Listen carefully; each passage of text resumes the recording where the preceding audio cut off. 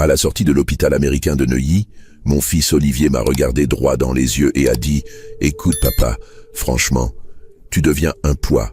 Le silence dans sa Mercedes a été si lourd que j'ai cru entendre mon cœur s'arrêter.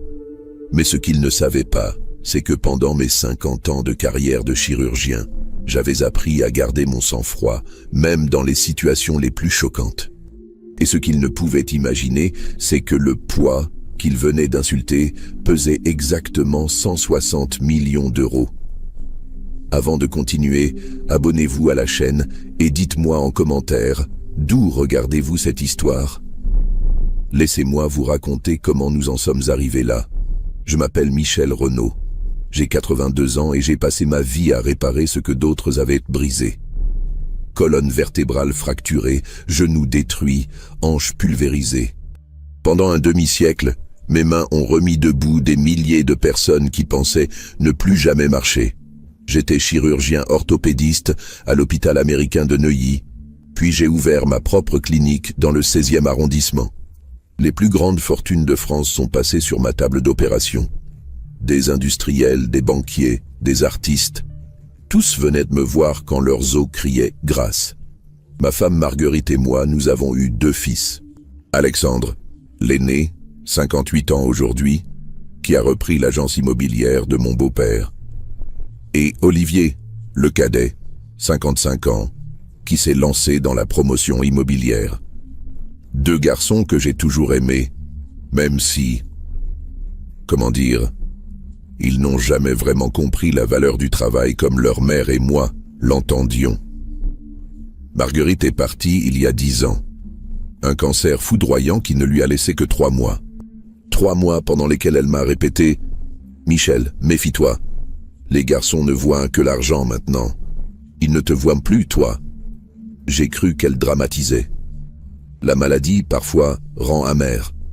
Mais 10 ans plus tard, dans cette Mercedes qui sentait le cuir neuf et l'aftershave hors de prix d'Olivier, j'ai compris qu'elle avait vu juste.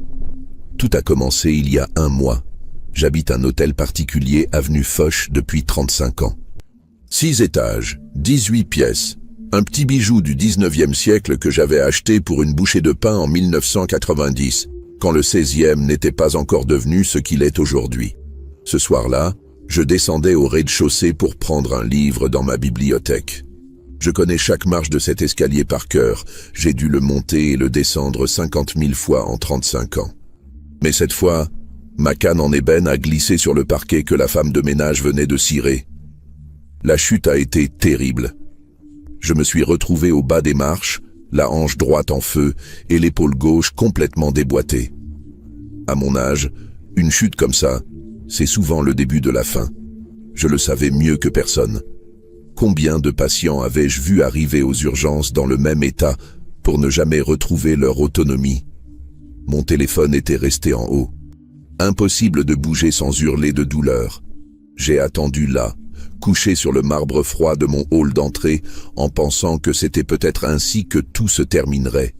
Seul, dans ma propre maison, comme un vieux roi déchu dans son château vide.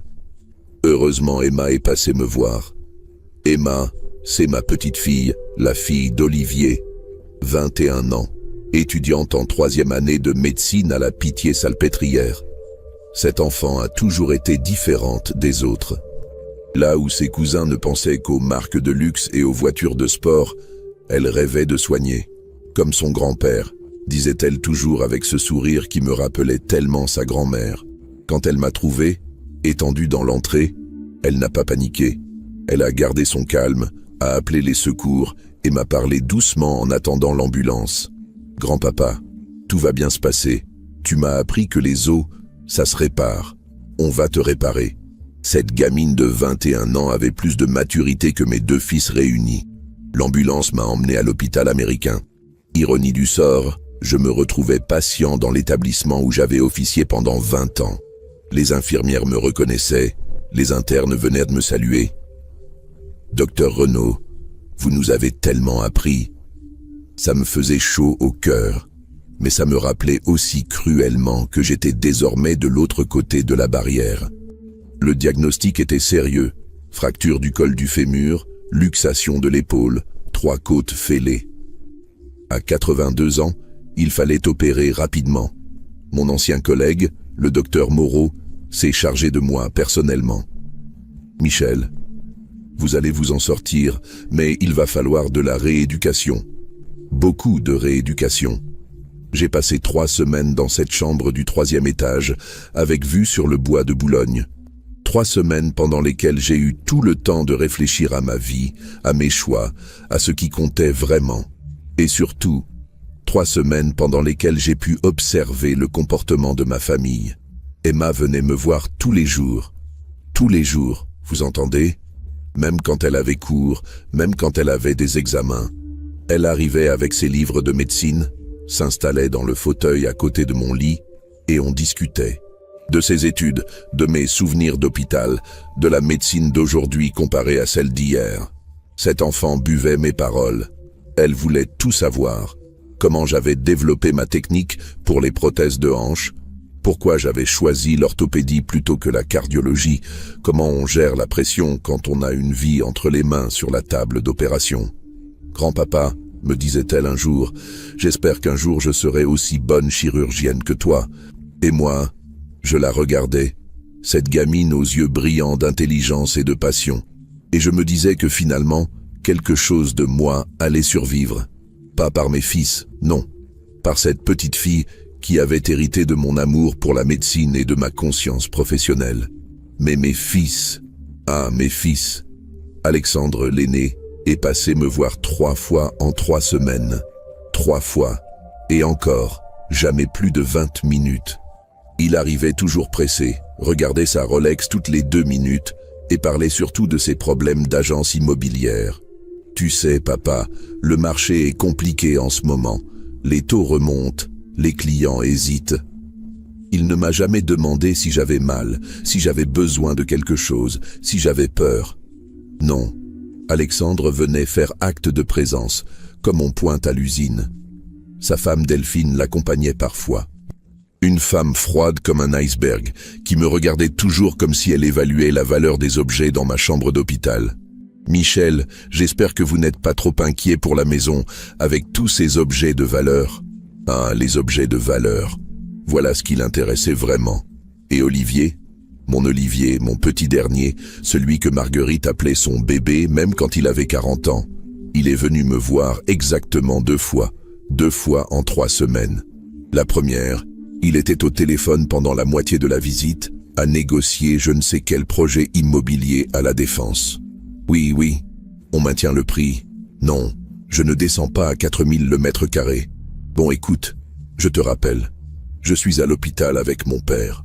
Mon père, pas papa, pas mon vieux père que j'aime. Non, mon père, comme s'il s'acquittait d'une corvée administrative. La 2e fois qu'il est venu, il était avec Karine, sa femme. Karine, décoratrice d'intérieur pour une clientèle haut de gamme, toujours tirée à 4 épingles, toujours parfaite. Trop parfaite. Le genre de femme qui ne transpire jamais, qui ne froisse jamais ses vêtements, qui ne montre jamais ses émotions. Ce jour-là, elle portait un tailleur Chanel que j'estimais à 5000 €, pour venir voir son beau-père à l'hôpital. Ils sont restés 15 minutes. 15 petites minutes pendant lesquelles Olivier a surtout parlé de lui, ses nouveaux projets, sa nouvelle Mercedes, le voyage en Thaïlande qu'il préparait pour Noël. Tu comprends, papa? Avec tout ce stress au bureau, on a besoin de décompresser. Karine, elle, regardait par la fenêtre comme si elle s'ennuyait profondément. À un moment, elle a dit « Michel, vous devriez peut-être réfléchir à vendre cette grande maison. À votre âge, c'est beaucoup trop grand, et dangereux en plus, vu ce qui vient d'arriver. Vendre ma maison. La maison où j'avais vécu 35 ans avec Marguerite. La maison où mes enfants avaient grandi, où Emma avait fait ses premiers pas, où j'avais organisé les plus belles fêtes de Noël de ma vie. Vendre ça? Pourquoi? Pour me retrouver dans un appartement aseptisé quelque part? On verra. J'ai répondu calmement. Mais quelque chose, au fond de moi, s'était réveillé. Une petite alerte, comme quand on sent qu'une opération va mal tourner avant même d'avoir ouvert le patient. Les jours passaient et je me sentais de plus en plus seul. Oh, le personnel de l'hôpital était aux petits soins. Mes anciens collègues passaient bavarder. Mais ma propre famille, mes propres fils, ils brillaient par leur absence. C'est Emma qui m'a tenu informé de ce qui se passait dehors. Tu sais, grand-papa, papa et oncle Alexandre discutent beaucoup en ce moment. Ils sont toujours fourrés ensemble, à chuchoter. Et maman passe son temps au téléphone avec tante Delphine. Cet enfant était perspicace. Trop, peut-être. Un jour, elle m'a même dit quelque chose qui m'a glacé le sang. Grand-papa, papa a demandé à maman si elle savait combien valait ta collection de tableaux. Et aussi si tu avais fait un testament récemment. Ma collection de tableaux. Ah, il s'y intéressait enfin. 23 toiles que j'avais achetées au fil des ans. Des Monet, des Renoir, des Pissarro, quelques Sisley. Des œuvres que j'avais acquises petit à petit, quand j'avais commencé à bien gagner ma vie dans les années 80. À l'époque, ces peintres n'atteignaient pas encore les prix fous d'aujourd'hui. J'aimais ces toiles, pas seulement pour leur valeur, mais pour leur beauté. Marguerite et moi, on passait des heures à les contempler dans notre salon. Mais eux, mes fils, ils ne voyaient que les euros. Combien ça vaut? Où est le testament? Est-ce qu'on pourrait vendre? Toujours cette même obsession de l'argent. Le soir de ma 3e semaine d'hospitalisation, le docteur Moreau m'a annoncé que je pouvais sortir le lendemain. Michel, vous avez fait des progrès remarquables pour votre âge, vous allez pouvoir rentrer chez vous. Il faudra continuer la kinésithérapie, bien sûr, et faire attention aux escaliers. Mais vous retrouverez votre autonomie. J'étais heureux. Enfin libre de retrouver ma maison, mes habitudes, mes souvenirs. J'ai appelé Olivier pour lui annoncer la bonne nouvelle et lui demander s'il pouvait venir me chercher le lendemain matin. Ah oui, d'accord, papa. Quelle heure? Pas de joie dans sa voix, pas de soulagement. Juste de la résignation, comme s'il acceptait une corvée supplémentaire dans son planning. Vers 10 heures, si ça ne te dérange pas. Bon, d'accord. À demain. Et il a raccroché. Pas de « je suis content que tu ailles mieux ». Pas de « j'ai hâte de te ramener à la maison ». Rien. Le néant émotionnel absolu. Cette nuit-là, j'ai mal dormi. Quelque chose me tracassait sans que je puisse mettre le doigt dessus. Une inquiétude sourde, comme quand on sent qu'un diagnostic va être mauvais avant même d'avoir reçu les résultats des examens.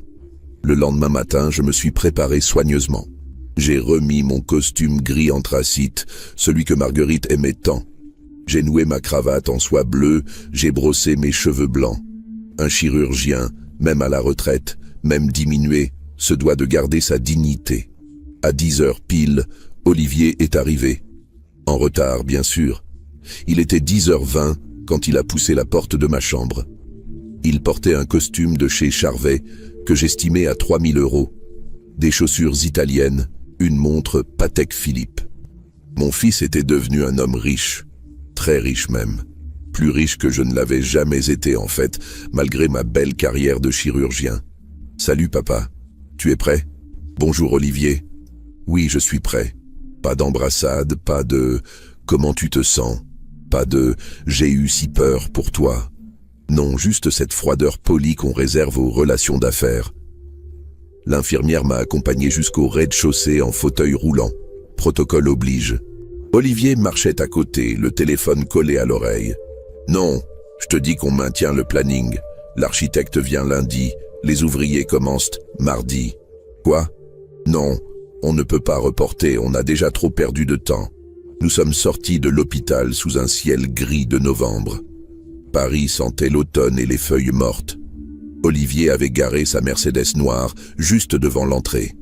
Une classe S flambant neuve avec ses sièges en cuir qui coûtent plus cher que le salaire annuel d'une infirmière. Il m'a aidé à m'installer sur le siège passager. Je dois reconnaître qu'il a pris cette peine. Puis il a mis ma petite valise dans le coffre. Le moteur de la Mercedes s'est mis en marche dans un ronronnement feutré. Nous avons quitté l'hôpital américain en direction de l'avenue Foch. Pendant les premiers kilomètres, nous n'avons pas parlé. Olivier conduisait en écoutant les infos économiques sur BFM Business. Les cours de la bourse, l'évolution de l'immobilier parisien, les perspectives de croissance. Sa vie, quoi. Moi, Je regardais défiler Paris par la vitre. Cette ville que j'aimais tant, où j'avais vécu toute ma carrière, où j'avais soigné tant de gens. Nous passions devant l'Arc de Triomphe, puis nous remontions l'avenue Foch. Ma rue, ma maison se rapprochaient. C'est là qu'Olivier a éteint la radio et s'est éclairci la gorge. Je me suis tourné vers lui, pensant qu'il allait me demander comment je me sentais, si j'avais besoin de quelque chose pour mon retour à la maison. « Écoute, papa. » Il a marqué une pause, les mains crispées sur le volant de sa Mercedes. « Franchement, tu deviens un poids. » Les mots sont tombés comme un coup près. Net, froid, définitif. Tu deviens un poids. Mon propre fils, la chair de ma chair, l'enfant que j'avais nourri, éduqué, aimé pendant 55 ans, venait de me dire que j'étais devenu un poids. J'ai senti quelque chose se briser en moi. Pas physiquement. Mes os réparés tenaient bon. Non, c'était plus profond que ça, plus définitif. C'était la confiance qui se brisait, l'amour paternel qui volait en éclats, la fierté qui s'effondrait. On va devoir penser à une solution de pérennisation, a continué Olivier sans me regarder. C'est plus possible comme ça. Cette chute, c'est un signal d'alarme. La prochaine fois, tu pourrais te tuer. Et nous, on ne peut pas être sur le pont 24 heures sur 24. Une solution de pérennisation. Il parlait de moi comme d'un dossier à traiter, d'un problème à résoudre, pas comme de son père. On a regardé plusieurs établissements avec Karine, a-t-il poursuivi. Il y a des résidences très bien maintenant, très bien équipées. Tu aurais tes soins, tes repas, tes activités. Tu serais en sécurité. Des établissements, des résidences. Il ne prononçait même pas le mot « maison de retraite », comme si cet euphémisme allait rendre la pilule moins amère. Nous étions arrivés devant ma grille. Olivier s'est garé et a coupé le moteur. Le silence s'est installé dans l'habitacle de la Mercedes, un silence pesant, écrasant. J'ai regardé ma maison, mon hôtel particulier de l'avenue Foch, avec sa façade de pierre blonde et ses volets verts. Mes géraniums rouges sur le balcon du premier étage. La grille en fer forgé que j'avais fait restaurer il y a 10 ans. Mes souvenirs partout. Tu n'es pas obligé de décider tout de suite, a ajouté Olivier d'une voix qu'il voulait rassurante. Prends le temps d'y réfléchir, mais il faut qu'on soit réaliste, papa. Tu as 82 ans, cette maison est trop grande, trop dangereuse pour toi. Je n'ai pas répondu. Je ne pouvais pas répondre. Les mots restaient coincés dans ma gorge, comme si mes cordes vocales avaient oublié leur fonction. Olivier a sorti ma valise du coffre et m'a accompagné jusqu'à la porte d'entrée. J'ai sorti mes clés de ma poche, ces mêmes clés que je portais depuis 35 ans. Et j'ai ouvert la porte de chez moi. L'odeur m'a frappé immédiatement. Cette odeur de cire et de vieux cuir, mélangée au parfum des roses séchées que Marguerite aimait disposer dans des vases un peu partout. L'odeur de ma vie. « Bon, je te laisse », a dit Olivier. « Tu veux que je t'aide à monter ta valise ?»« Non, ça ira. » Il m'a serré la main, comme un client qu'on quitte après une réunion d'affaires. Puis il est reparti vers sa Mercedes. Je l'ai regardé s'éloigner par la fenêtre du salon. Il était déjà au téléphone avant même d'avoir démarré. Je me suis retrouvé seul dans ma maison. Seul avec cette phrase qui tournait en boucle dans ma tête. Tu deviens un poids. Un poids. Moi, Michel Renaud, qui avait sauvé des milliers de vies, qui avait consacré 50 ans de ma vie à soigner, qui avait élevé 2 enfants, qui avait aimé une femme pendant 47 ans de mariage. J'étais devenu un poids. J'ai monté lentement dans ma chambre, en m'appuyant sur ma canne et sur la rampe de l'escalier. Chaque marche me rappelait ma chute, ma fragilité nouvelle, ma dépendance naissante. Arrivé dans ma chambre, je me suis assis sur le lit que j'avais partagé avec Marguerite. Sur sa table de nuit, il y avait encore son livre de chevet, Orgueil et préjugés, qu'elle relisait tous les 2 ans. Sur la mienne, mes revues médicales et mon carnet de notes. C'est là, assis sur ce lit, que j'ai pris une décision. Une décision de chirurgien. Quand on détecte une gangrène, on coupe. Quand un membre est trop abîmé pour être sauvé, on ampute. C'est douloureux, c'est radical, mais c'est nécessaire pour sauver le reste. Mes fils voulaient me traiter comme un poids. Très bien. Ils allaient découvrir quel poids ils venaient de perdre. J'ai ouvert le tiroir de ma commode et j'en ai sorti un carnet de cuir rouge. Mon carnet secret, que Marguerite appelait en riant mon livre de compte personnel. À l'intérieur, j'avais noté année après année tous mes investissements, tous mes achats, toutes mes économies. Page après page, j'avais consigné la construction patiente d'un patrimoine dont mes fils n'avaient aucune idée. Ils pensaient que j'étais un simple chirurgien à la retraite. Ils allaient avoir une surprise.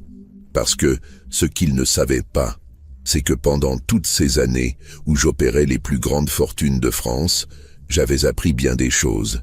J'avais appris comment on fait fructifier son argent.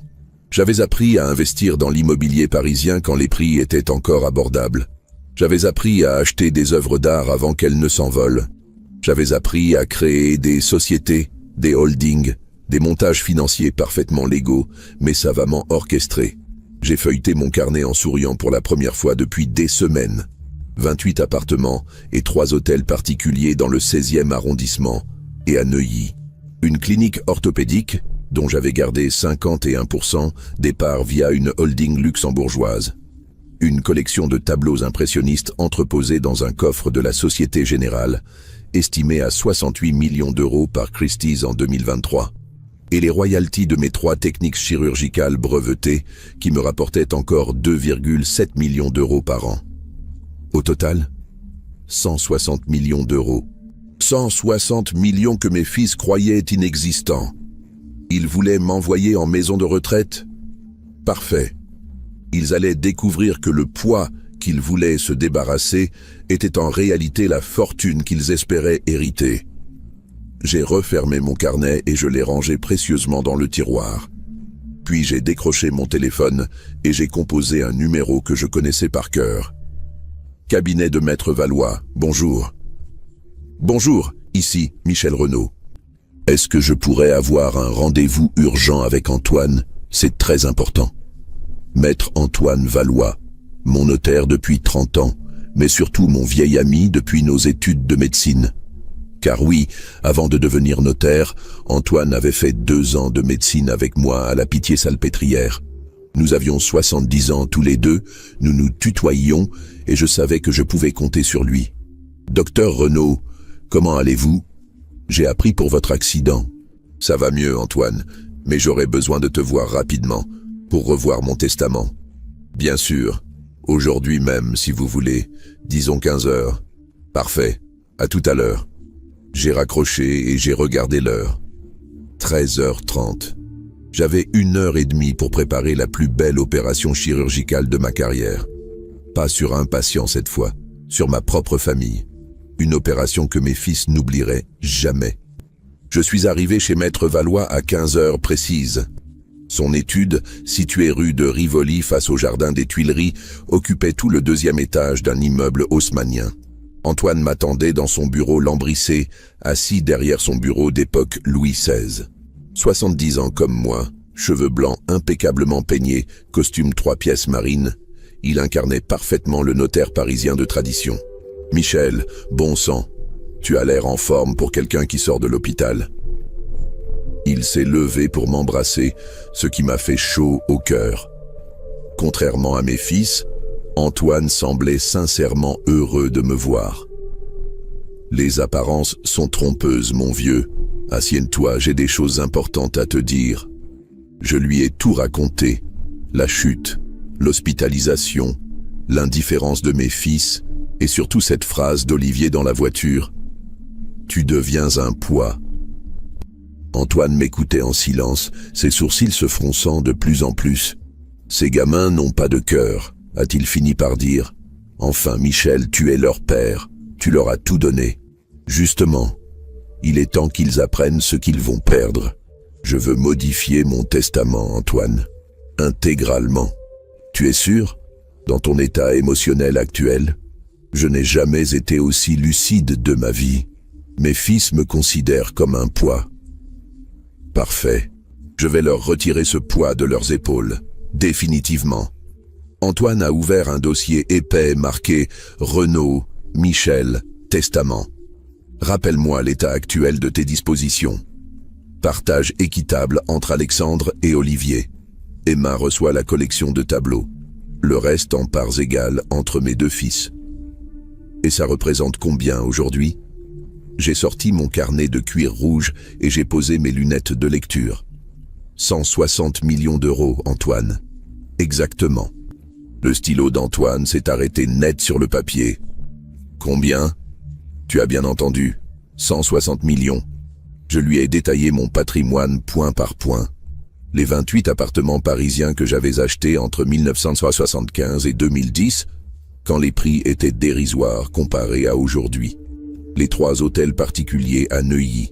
La clinique orthopédique que j'avais officiellement vendue en 2010, mais dont j'avais gardé la majorité via ma holding luxembourgeoise Medical Properties SA. La collection d'impressionnistes dans le coffre de la Société Générale et les royalties de mes brevets chirurgicaux. Antoine prenait des notes, de plus en plus stupéfait. « Michel, mais comment tes fils peuvent-ils ignorer tout ça? Parce que j'ai toujours été discret, et parce qu'ils ne se sont jamais vraiment intéressés à ce que je faisais de mon argent. Ils voyaient juste que papa était chirurgien, que papa gagnait bien sa vie. Point final. Et Marguerite? Marguerite savait tout, bien sûr. Elle m'aidait même pour certaines décisions, mais elle partageait ma discrétion. On a toujours vécu simplement, sans ostentation. Antoine a relu ses notes ébahi. Bon sang, Michel, tu es l'un des hommes les plus riches de France. Et mes fils viennent de perdre 160 millions d'euros en une phrase. Maintenant, voici ce que je veux. Déshériter intégralement Alexandre et Olivier pour ingratitude notoire. Article 1046 du Code civil. Emma devient légataire universelle. Tu es certain? C'est radical. Antoine, ils viennent de me dire en face que je suis un poids. Un poids. Après tout ce que j'ai fait pour eux, tous les sacrifices, toute l'affection. Non, c'est terminé. Emma est la seule à avoir montré de l'amour et du respect pour son grand-père. Antoine a réfléchi un moment, pianotant sur son bureau. Légalement, c'est possible. L'ingratitude notoire est un motif de déshéritement reconnu. Mais il faut des preuves, Michel. Un tribunal pourrait examiner ta décision. J'aurai mes preuves. Fais le testament, Antoine. Je veux que ce soit irréfutable. Nous avons travaillé pendant 2 heures. Antoine rédigeait, je corrigeais. Nous peaufinions chaque phrase. Le Nouveau Testament était un chef-d'œuvre juridique, blindé, inattaquable, définitif. À 17 heures, c'était fini. J'ai signé le document sous le regard attentif d'Antoine et de son clerc. Mes fils venaient de perdre leur héritage sans même le savoir. « Michel, tu veux que je garde ça ici? » « Oui, dans ton coffre le plus sûr. Et prépare-moi une copie certifiée conforme. Je vais en avoir besoin bientôt. » En sortant de l'étude, je me sentais étrangement léger. Pour la première fois depuis ma chute, j'avais l'impression de contrôler à nouveau ma vie. Mes fils pensaient me manipuler. Ils allaient découvrir que le vieil homme avait encore des ressources. Je suis rentré avenue Foch en taxi. Ma maison me semblait différente maintenant. Plus vraiment la leur, déjà plus tout à fait la mienne non plus. C'était devenu le théâtre d'une opération qui allait changer nos vies à tous. Le lendemain matin, vers 10 heures, on a sonné à ma porte. J'ai regardé par l'interphone. C'était Emma, ma petite fille chérie. Elle portait son manteau bleu marine et son éternel sac à dos plein de livres de médecine. « Grand-papa, tu me manquais. Comment tu vas depuis hier ?» Elle m'a embrassé chaleureusement et m'a suivi dans le salon. Cet enfant rayonnait de joie de vivre et d'affection sincère, l'antithèse absolue de ses parents et oncles. « Ça va mieux, ma chérie. Beaucoup mieux même. J'ai apporté des croissants de ta boulangerie préférée et du bon café. Nous nous sommes installés dans la salle à manger, là où Marguerite et moi prenions tous nos petits déjeuners. Emma a préparé le café comme sa grand-mère le faisait, avec cette attention aux détails qui me touchait toujours. « Grand-papa, il faut que je te dise quelque chose d'important. » Son ton était devenu sérieux. Elle a sorti son téléphone portable et l'a posé sur la table. Hier soir, j'étais chez papa et maman. Ils ne savaient pas que j'étais là. Je faisais mes devoirs dans ma chambre. J'ai entendu papa téléphoner à oncle Alexandre. Et après, maman a appelé tante Delphine. Elle a marqué une pause visiblement gênée. Grand-papa, ils ont dit des choses horribles sur toi. Mon sang s'est glacé. Je pressentais le pire, mais j'avais besoin d'entendre. Raconte-moi tout, ma chérie. Emma a pris une grande inspiration.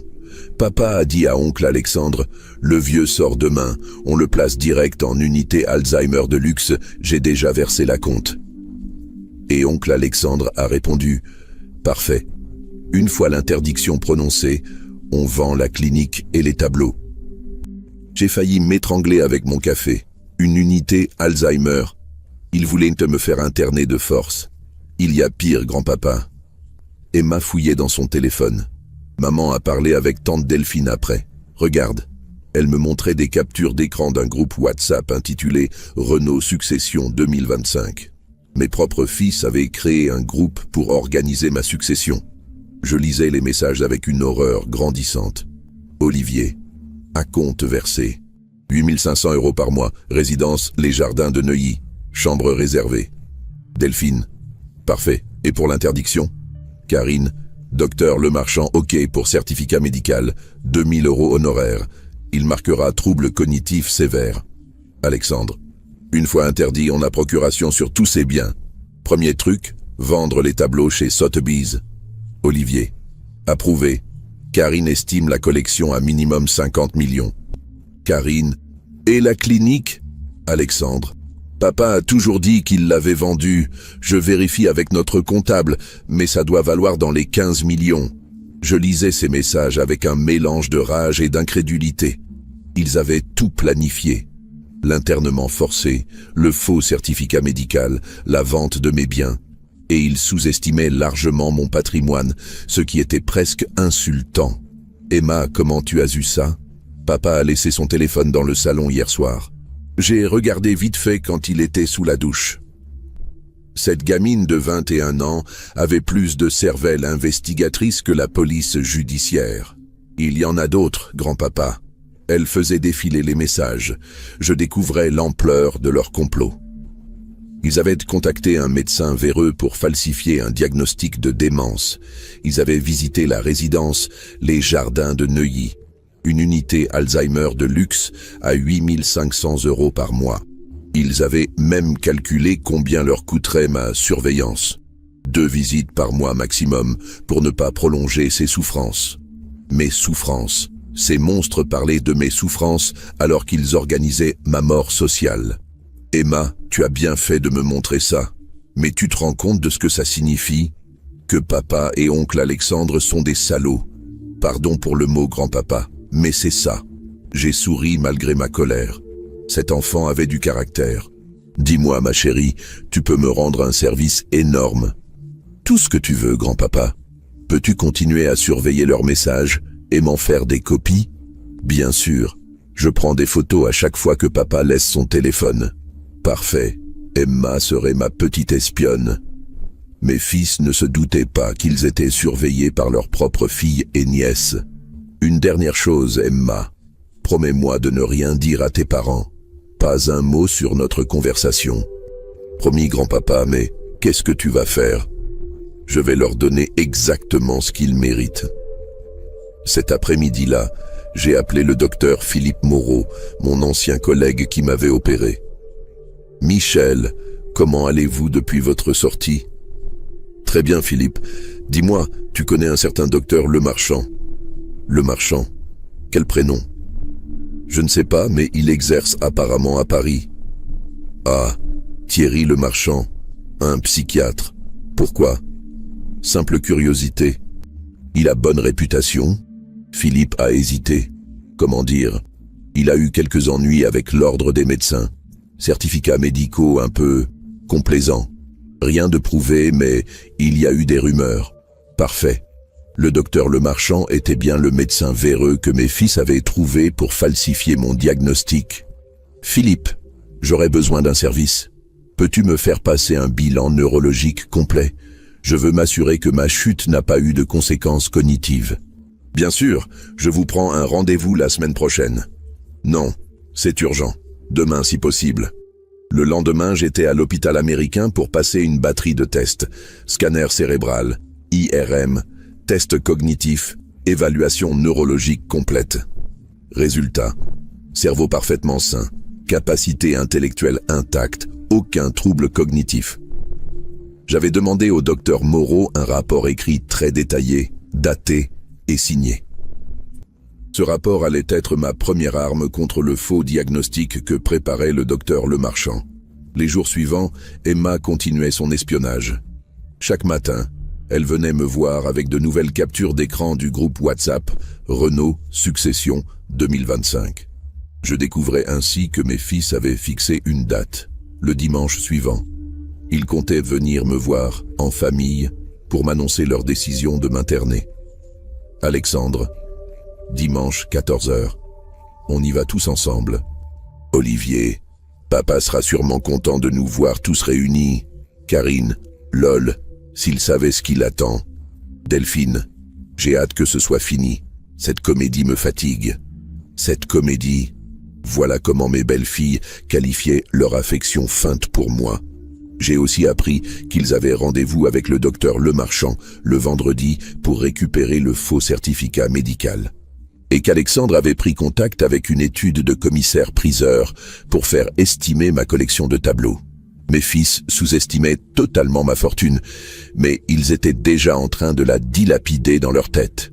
Olivier rêvait d'acheter un yacht avec sa part. Karine voulait refaire entièrement notre appartement de l'avenue Foch une fois qu'ils en auraient hérité. Alexandre parlait d'investir dans l'immobilier de prestige aux États-Unis.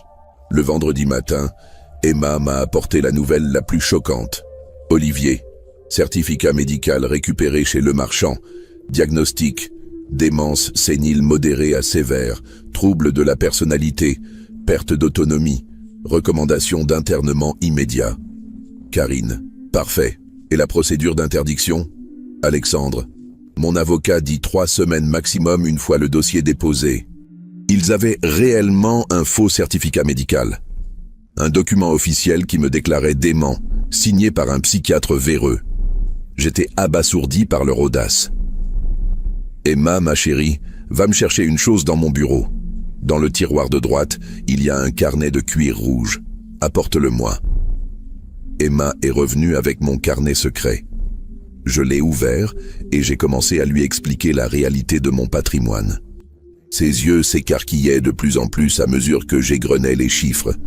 Grand-papa, mais tu es milliardaire. Pas loin, ma chérie. Et devine quoi? Depuis avant-hier, tout ça t'appartient. Enfin, t'appartiendra quand je ne serai plus là.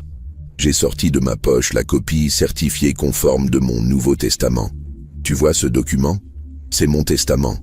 Alexandre et Olivier sont déshérités intégralement. Tu es ma seule héritière. Emma a lu le document, bouche bée. Grand-papa, mais ça veut dire que tes parents et ton oncle viennent de perdre 160 millions d'euros en me traitant comme un poids mort. Exactement. Cet enfant exceptionnel a tout de suite saisi les implications. Et ils ne le savent pas? Pas encore, mais ils vont l'apprendre dimanche, en même temps que le reste de la famille. Le reste de la famille? J'organise une petite réunion, ma chérie, une surprise pour célébrer ma sortie d'hôpital. J'ai invité tout le monde. Tes parents, ton oncle et ta tante, quelques vieux amis, et Maître Valois. Emma souriait maintenant, comprenant que son grand-père préparait quelque chose de retentissant. Qu'est-ce que tu vas faire? Une petite opération chirurgicale, ma chérie, comme dans le bon vieux temps. Sauf que cette fois, je ne vais pas sauver des vies. Je vais amputer les membres gangrenés de ma famille. Le samedi, j'ai passé la journée à tout préparer. J'ai fait installer un grand écran dans mon salon relié à un ordinateur portable. J'ai numérisé tous les documents importants. Titre de propriété, contrat, expertise, relevé bancaire, mon Nouveau Testament. J'ai aussi imprimé et plastifié le faux certificat médical du docteur Lemarchand qu'Emma avait photographié. J'ai appelé quelques vieux amis pour leur demander de passer dimanche après-midi. Le professeur Dubois, ancien chef de service de neurologie. Le docteur Martin, ancien président de l'Ordre des médecins. Maître Rousseau, avocat spécialisé en droit pénal. Des gens respectables qui seraient témoins de ce qui allait se passer. J'avais prévu une petite collation, champagne, petit four, comme pour une vraie réception. Mes fils allaient avoir droit à une fête qu'ils n'oublieraient jamais. Le dimanche matin, Emma est venue m'aider à finaliser les préparatifs. Elle était excitée comme une gamine le matin de Noël. « Grand-papa, j'ai encore des nouvelles du groupe WhatsApp. » Elle me montrait les derniers messages. « Olivier, dernière ligne droite. Dans 3 heures, papa sera au jardin de Neuilly. Alexandre, j'ai hâte de voir sa tête quand on lui annoncera. Karine, moi j'ai hâte de visiter sa maison, notre future maison. Delphine, les travaux de rénovation vont coûter une fortune, mais ça vaut le coup. » Ils se partageaient déjà ma dépouille. Ils visitaient mentalement ma maison, comme si elle leur appartenait déjà. Emma, dans 1 heure, tes parents et ton oncle vont sonner à cette porte, persuadés qu'ils viennent m'annoncer mon internement forcé. Ils ne savent pas qu'ils marchent vers leur propre exécution. À 14 heures pile, la sonnette a retenti. J'ai regardé par l'interphone. Ils étaient tous là. Olivier et Karine, Alexandre et Delphine. Ils avaient mis leurs plus beaux vêtements, comme pour une occasion spéciale. Ce qui était le cas, d'une certaine manière. J'ai ouvert la porte avec mon plus beau sourire. Mes enfants, quelle surprise, entrez, entrez. Ils semblaient un peu surpris de mon accueil chaleureux. Ils s'attendaient probablement à trouver un vieil homme diminué, facile à manipuler. « Bonjour papa », a dit Olivier en m'embrassant sur la joue. « Comment tu te sens ?»« En pleine forme, jamais été aussi bien. Venez au salon, j'ai organisé une petite réception pour fêter ma sortie d'hôpital. » Ils ont échangé des regards perplexes en découvrant le salon transformé, l'écran installé, les coupes de champagne prêtes. « Papa, on a des choses importantes à te dire », a commencé Alexandre. « Moi aussi, mon fils. Mais d'abord, servons-nous un verre. On a des invités qui vont arriver. »« Des invités ?» a fait Karine, contrariée. « Quelques amis, rien de grave. Ah, les voilà justement. » La sonnette retentissait de nouveau. J'ai introduit le professeur Dubois, le docteur Martin, maître Rousseau et maître Valois. Des gens que mes fils connaissaient de réputation, des sommités dans leurs domaines respectifs. Mes chers amis, je vous présente mes fils Alexandre et Olivier, et leurs épouses Delphine et Karine. Les présentations se sont faites dans un climat tendu. Mes fils ne comprenaient pas pourquoi j'avais invité tout ce beau monde. Emma est entrée à ce moment-là, radieuse. « Bonjour tout le monde. Grand-papa m'a dit qu'on fêtait sa guérison. » Olivier a froncé les sourcils. Il ne s'attendait pas à voir sa fille ici. « Emma, qu'est-ce que tu fais là ? » Grand-papa m'a invité. C'est normal, non ? J'ai tapé dans mes mains pour attirer l'attention. Mes chers amis, mes chers enfants, merci d'être venus. Comme vous le savez, j'ai vécu une épreuve difficile ces dernières semaines. Mais aujourd'hui, je vais beaucoup mieux. Tellement mieux que j'ai pris des décisions importantes pour mon avenir. Olivier et Alexandre se sont regardés. Ils pensaient que j'allais leur faciliter la tâche en annonçant moi-même mon départ en maison de retraite. Mais avant tout, j'ai une question à vous poser, Olivier. Mon fils cadet s'est raidi. « Oui, papa ? L'autre jour, dans ta voiture, tu m'as dit quelque chose de très éclairant. Tu te rappelles ?» Olivier a pâli légèrement. Il sentait le piège, sans pouvoir l'éviter. « Je ne vois pas. Voyons, mon fils. Tu m'as dit textuellement, tu deviens un poids. C'était bien ça ?» Le silence s'est abattu sur le salon. Mes invités écarquillaient les yeux. Alexandre regardait ses chaussures. Karine et Delphine semblaient pétrifiées. « Papa, Non, ne t'excuse pas. Tu avais peut-être raison. Peut-être que je suis effectivement devenu un poids. » J'ai allumé l'écran et l'ordinateur portable. D'ailleurs, vous avez tous l'air de partager cet avis. Regardez plutôt.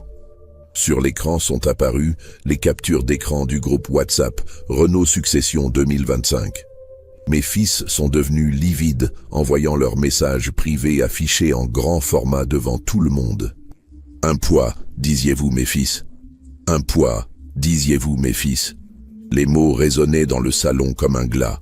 Sur l'écran, les messages du groupe WhatsApp Renault Succession 2025 s'affichaient un à un, chaque phrase révélant un peu plus la noirceur de leurs âmes. Olivier était devenu blanc comme un linge. Alexandre fixait l'écran avec une expression de terreur pure. Karine et Delphine se regardaient, cherchant désespérément une explication à donner.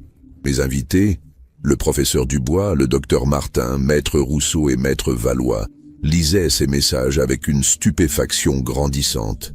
Emma, ma petite fille chérie, se tenait à côté de moi, droite et fière, comme un soldat à côté de son général. « Papa, je peux t'expliquer » a balbutié Olivier. « M'expliquer quoi, mon fils? M'expliquer comment tu as organisé mon internement forcé? M'expliquer ce faux certificat médical que tu as acheté au docteur Lemarchand ?» J'ai affiché une nouvelle capture d'écran, le message où il parlait du certificat médical falsifié. Le professeur Dubois a poussé une exclamation indignée. « Michel, c'est scandaleux. Un faux diagnostic de démence. » Attendez, professeur, ce n'est que le début. J'ai fait défiler les messages suivants, ceux où mes fils calculaient déjà leur part d'héritage, où ils se répartissaient mes biens, où ils visitaient mentalement ma maison comme si elle leur appartenait déjà. Alexandre tentait de reprendre contenance. « Papa, tu ne comprends pas. On s'inquiétait pour ta santé, pour ta sécurité. Cette chute, Alexandre, cette chute qui vous a donné l'idée de me débarrasser de vos épaules. Regardez plutôt ce message de ta femme. » Sur l'écran apparaissait le message de Delphine. « J'ai hâte que ce soit fini. Cette comédie me fatigue. » Une comédie, Delphine? Mon affection pour vous était une comédie? Mes 50 ans de sacrifice pour cette famille, c'était une comédie? Delphine avait perdu toute sa superbe habituelle. Elle cherchait ses mots, balbutiait des excuses inaudibles. Karine tentait de contre-attaquer. « Michel, vous sortez ces messages de leur contexte. Nous pensions sincèrement à votre bien-être. » « Mon bien-être? Vraiment? Alors pourquoi avoir déjà versé un acompte au jardin de Neuilly sans même m'en parler? Pourquoi avoir contacté un commissaire-priseur pour mes tableaux avant même que je sois interné? » Le docteur Martin se tournait vers mes fils avec dégoût. « Messieurs, ce que j'entends dépasse tout ce que j'aurais pu imaginer. Organiser l'internement de votre propre père avec de faux documents médicaux. Et ce n'est que la partie visible de l'iceberg, » ai-je ajouté calmement. J'ai sorti de ma poche une enveloppe Kraft, épaisse, et je l'ai posée bien en évidence sur la table basse en verre. « Mes chers fils, mes chères belles-filles, vous vouliez vous débarrasser d'un poids. Vous vouliez hériter de mes maigres économies de chirurgien à la retraite? Eh bien, voyons voir de quoi nous parlons exactement. » J'ai ouvert l'enveloppe et j'en ai sorti le premier document. L'expertise de ma collection de tableaux réalisée par Christie's en 2023. Voici l'évaluation officielle de ma collection d'art. Karine, tu l'estimais à 50 millions d'euros dans tes messages. Tu étais un peu juste. J'ai affiché le document sur l'écran. En gros caractères, on pouvait lire « Estimation globale, 68 000 euros. » 68 millions d'euros. Karine a failli s'étouffer avec son champagne. Mais comment? Nous ne savions pas, bégayait Alexandre. Vous ne saviez pas parce que vous ne vous êtes jamais intéressé à ce que je faisais réellement. Vous pensiez que papa était un simple petit chirurgien qui gagnait correctement sa vie. Vous n'aviez jamais imaginé que papa puisse être, disons, un homme d'affaires avisé. J'ai sorti le deuxième document. Les titres de propriété de mes 28 appartements parisiens. Depuis 1975, j'ai acheté, rénové et loué des biens immobiliers dans Paris. 28 appartements exactement, tous situés dans les 16e et 17e arrondissements. Valeur actuelle d'après l'expertise de 2024. J'ai affiché le document suivant. 92 millions d'euros. Le silence qui a suivi était si pesant qu'on entendait voler une mouche. Olivier regardait l'écran bouche bée, comme s'il voyait un fantôme. 92 millions? a murmuré Alexandre. Nous n'en sommes qu'au début, mon fils. Troisième document. L'acte de cession de ma clinique orthopédique. Vous pensiez que j'avais vendu ma clinique en 2010? C'est ce que je vous avais laissé croire. En réalité, j'ai créé une holding luxembourgeoise, Medical Properties SA, et j'ai gardé 51% des parts.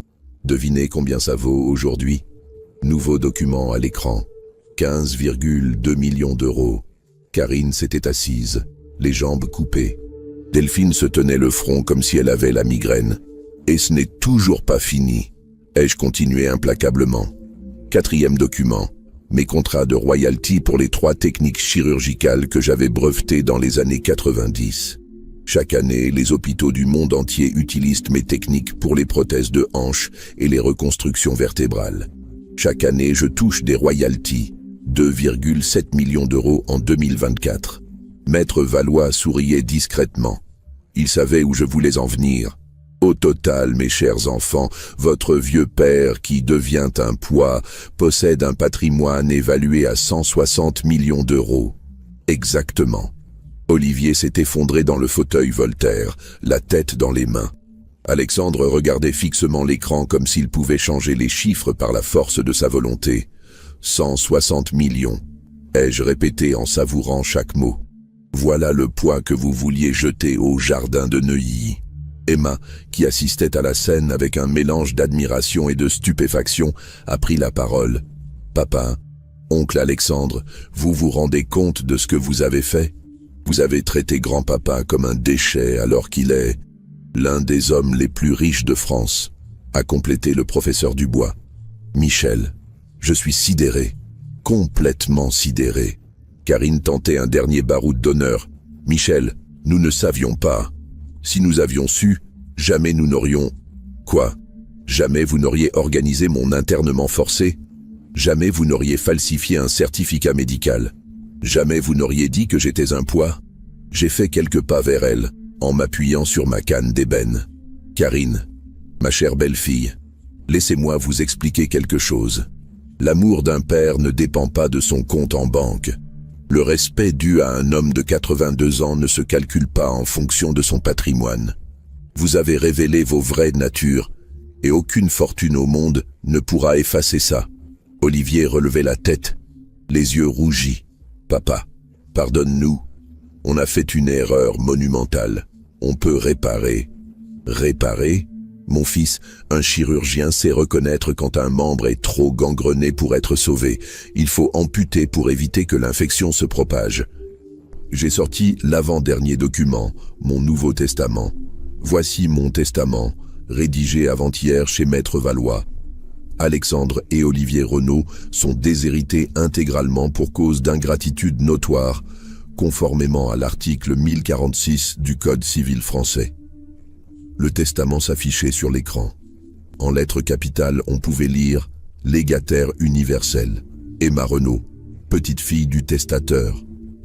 Emma a écarquillé les yeux. Elle savait qu'elle hériterait, mais voir son nom écrit officiellement sur ce document la bouleversait. « Grand-papa, Emma, ma chérie, tu es la seule de cette famille à avoir montré de l'amour sincère pour ton grand-père. Tu es la seule à avoir passé du temps avec moi à l'hôpital. Tu es la seule à avoir voulu connaître mon histoire, mes souvenirs, mes techniques chirurgicales. Tu es la seule à avoir choisi la médecine par passion et non par calcul. » Olivier s'était levé, désespéré. « Papa, tu ne peux pas faire ça. Emma n'a que 21 ans, 160 millions d'euros. Elle ne sait pas gérer ça. » « Détrompe-toi, mon fils. Emma a déjà montré plus de maturité et de sagesse que vous tous réunis. Et elle aura Maître Valois pour la conseiller. » Alexandre tentait lui aussi une approche. « Papa, réfléchis, nous sommes tes fils. Nous avons fait des erreurs, d'accord, mais nous restons ta famille. »« Ma famille », ai-je répété avec amertume. « Ma famille m'organise un faux diagnostic de démence. Ma famille me traite de poids mort. Ma famille vend mes biens avant même que je sois mort. » J'ai montré l'écran où s'affichaient encore leurs messages les plus cruels. Non, Alexandre, vous avez cessé d'être ma famille le jour où vous avez préféré voir en moi un obstacle financier plutôt qu'un père. Delphine pleurait maintenant ouvertement. Pas de chagrin pour moi, j'en étais certain, mais de rage de voir s'envoler l'héritage qu'elle convoitait. Maître Rousseau, l'avocat pénaliste que j'avais invité, prit la parole. « Michel, je dois vous dire que ce que vos fils ont fait constitue plusieurs infractions pénales. Tentative d'escroquerie, usage de faux en écriture privée, séquestration arbitraire. Vous pourriez porter plainte. » Je pourrais, Maître Rousseau, mais je pense que la justice familiale est parfois plus efficace que la justice des tribunaux. J'ai sorti le dernier document de mon enveloppe, un virement bancaire daté de la veille. Hier matin, j'ai transféré 80% de mes liquidités vers la Fondation Michel Renaud pour l'aide aux étudiants en médecine issus de milieux modestes. Cette fondation, dont Emma sera la présidente dès sa majorité légale, financera chaque année 50 bourses complètes d'études médicales. Emma étouffait un sanglot d'émotion. « Grand-papa, c'est magnifique. Avec les 20% restants, ma chérie, nous vivrons très confortablement, toi et moi, car j'ai une proposition à te faire. » Je me suis tourné vers ma petite fille adorée. « Emma, accepterais-tu de venir vivre avec ton grand-père ? Cette grande maison est bien trop triste pour un vieux monsieur seul, et j'aimerais t'aider à finir tes études de médecine. » Emma s'est jetée dans mes bras, en pleurs. « Oui, grand-papa, 1000 fois oui !»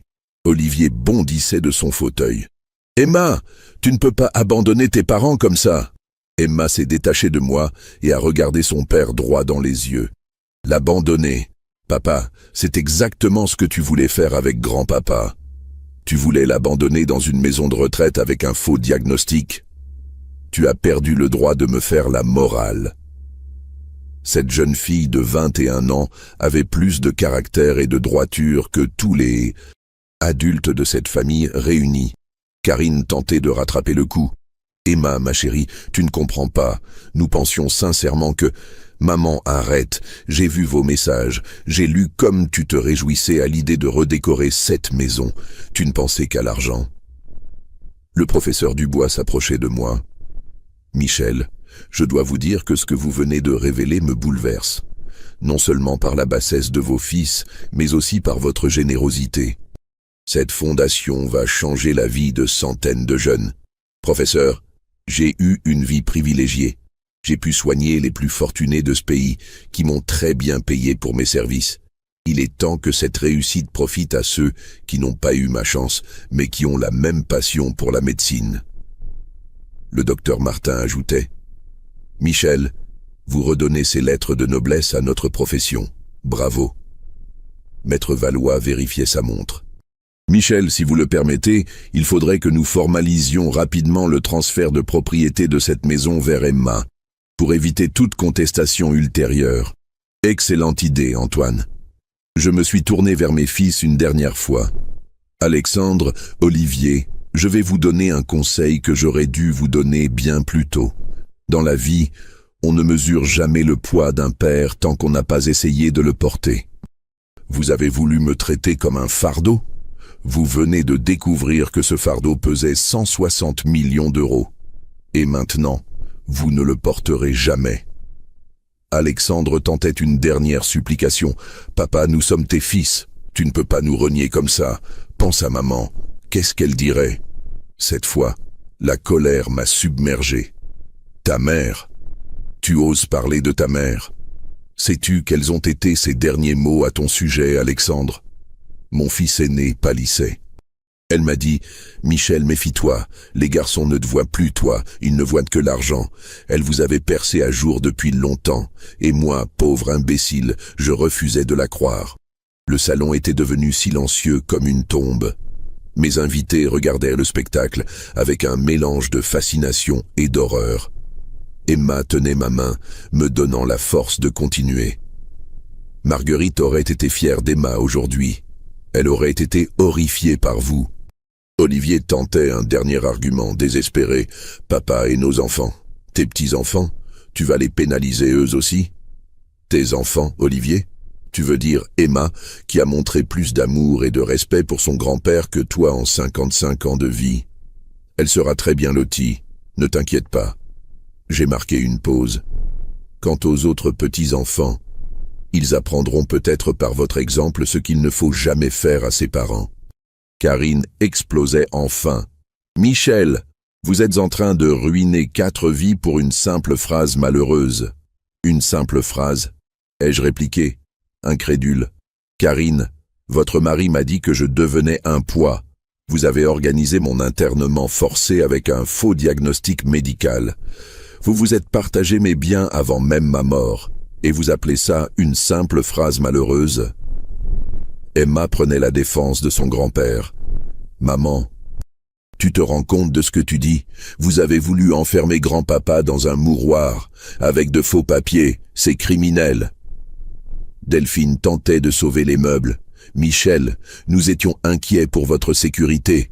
Cette chute nous a fait peur. »« Assez, » ai-je tonné, frappant le sol de ma canne. « Assez de mensonges, assez d'hypocrisie. Vous étiez inquiets pour mon patrimoine, pas pour ma sécurité. » J'ai fait quelques pas vers la porte d'entrée. « Maintenant, sortez de chez moi. »« Sortez de chez nous !» ai-je ajouté en regardant Emma. « Cette maison ne vous appartient plus. Ces meubles ne vous reviendront jamais. Cet argent ne sera jamais le vôtre. » Alexandre s'approchait, les larmes aux yeux. « Papa, je t'en supplie. » »« Non, Alexandre. Un chirurgien n'hésite jamais quand il faut amputer. L'anesthésie est terminée. L'opération est finie. » Mes 4 ingrats se dirigeaient vers la sortie, décomposés. Olivier se retournait une dernière fois. « Papa, tu le regretteras. Sans nous, tu vas être seul. » Emma s'interposait entre nous. « Il ne sera jamais seul. Il m'a à moi.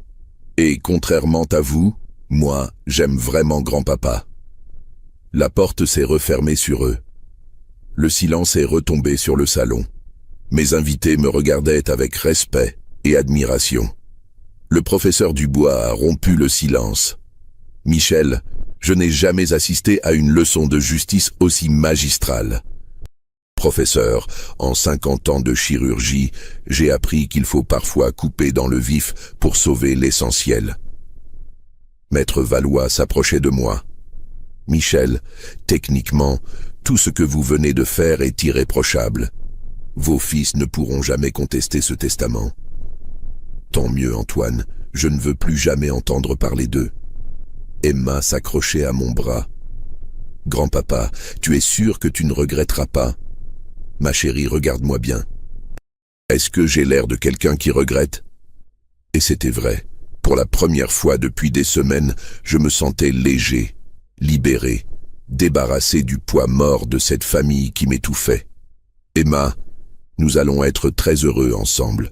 Tu finiras tes études de médecine, tu deviendras le meilleur chirurgien de ta génération, et nous aiderons des centaines d'étudiants à réaliser leurs rêves. » 3 mois plus tard, ma nouvelle vie avait pris forme. J'avais vendu l'hôtel particulier de l'avenue Foch, trop de souvenirs douloureux maintenant, et acheté un magnifique appartement avenue Kléber, entièrement adapté à mon âge et rénové pour accueillir Emma. Ma petite fille avait emménagé avec moi et continuait brillamment ses études. Chaque soir, nous dînions ensemble en discutant de médecine, d'art, de littérature. Elle me racontait ses cours, ses stages, ses projets d'avenir. Moi, je lui transmettais mon expérience, mes techniques, mes souvenirs de chirurgien. La Fondation Michel Renaud était officiellement lancée. Nous avions déjà sélectionné les 50 premiers boursiers, des jeunes issus de familles modestes mais brillants et passionnés par la médecine.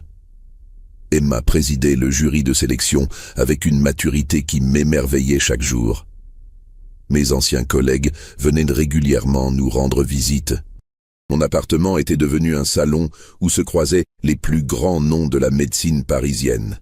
Emma rencontrait des professeurs, des chefs de service, des chercheurs. Son réseau se construisait naturellement. Et mes fils? Alexandre avait perdu plusieurs gros clients dans l'immobilier. Le scandale avait fait le tour du 16e arrondissement. Plus personne ne voulait traiter avec les fils qui ont voulu interner leur père. Olivier avait dû vendre sa Mercedes et renoncer à ses projets pharaoniques. Karine avait dû reprendre un travail salarié, elle qui se vantait de ne vivre que de ses rentes. Il m'avait envoyé quelques lettres, quelques tentatives de réconciliation. Je les avais toutes jetées sans les ouvrir. Un membre amputé ne repousse jamais. Un soir de décembre, Emma et moi regardions tomber la neige depuis notre salon, avec vue sur la tour Eiffel. Elle préparait ses examens de fin d'année. Moi, je lisais les dernières revues de chirurgie orthopédique. « Grand-papa ?»« Oui, ma chérie. Tu es heureux ?» J'ai posé ma revue et je l'ai regardée. Cette jeune fille exceptionnelle qui illuminait mes vieux jours, qui avait choisi de partager sa vie avec son grand-père plutôt qu'avec des parents cupides. Emma, je n'ai jamais été aussi heureux de ma vie. Moi aussi, grand-papa. Moi aussi. Dehors, Paris scintillait sous la neige. Dans notre salon chaleureux, nous étions bien tous les deux. Une famille recomposée par l'amour et non par l'intérêt. Quand on me demande aujourd'hui si je regrette ma décision, je réponds toujours la même chose. On ne mesure jamais le poids d'un père, tant qu'on n'a pas essayé de le porter. Mes fils ont voulu me traiter comme un fardeau, j'ai simplement retiré ce fardeau de leurs épaules. Maintenant, je suis enfin léger, et eux, ils découvrent ce que pèse vraiment l'absence d'un père. Un vieux chirurgien sait exactement où couper pour que plus rien ne fasse mal, sauf à ceux qui l'ont méprisé. L'amputation a été douloureuse mais nécessaire. Maintenant, le reste du corps peut enfin guérir et vivre en paix. Merci de m'avoir écouté jusqu'au bout. Je sais que ce n'était pas facile à entendre. Parfois, la justice ressemble à une opération chirurgicale. C'est radical, c'est définitif, mais c'est la seule façon de sauver l'essentiel. Qu'en pensez-vous? Ai-je eu raison d'agir ainsi? Ou aurais-je dû pardonner à mes fils? Laissez-moi votre avis en commentaire.